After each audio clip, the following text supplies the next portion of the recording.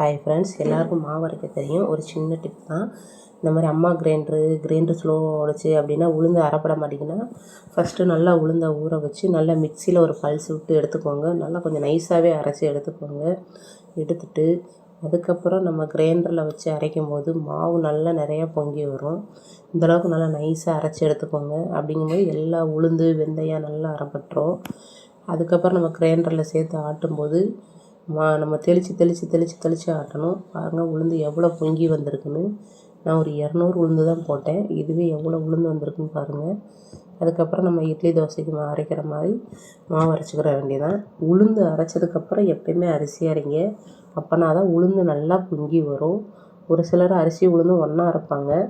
But இருந்தாலும் உளுந்து நல்லா பொங்கி வரணும், இட்லி சாஃப்டாக இருக்கணும், தோசை நல்லா கிறிஸ்பியாக இருக்கணும் அப்படின்னா ஃபஸ்ட்டு உளுந்து அரைச்சிட்டு அதுக்கப்புறம் நம்ம இட்லி மாவு அரைக்கணும். நான் எப்போயுமே உப்பு போடாமல் தான் மிக்ஸ் பண்ணி வைப்பேன். தேவைக்கு உப்பு போட்டுக்குவேன். உப்பு போட்டால் இப்போ அடிக்கிற வெயிலுக்கு சீக்கிரம் புளிச்சிடும். உப்பு போடாமல் அப்படியே ஃப்ரிட்ஜில் ஸ்டோர் பண்ணி வைக்க வேண்டியதான். இது மாதிரி ஒரு பாக்ஸில் போட்டு ஃப்ரிட்ஜில் ஸ்டோர் பண்ணி வைங்க. ஒரு வாரம் ஆனாலும் அப்படியே இருக்கும். மாவு புளிக்காது, நல்லாயிருக்கும்.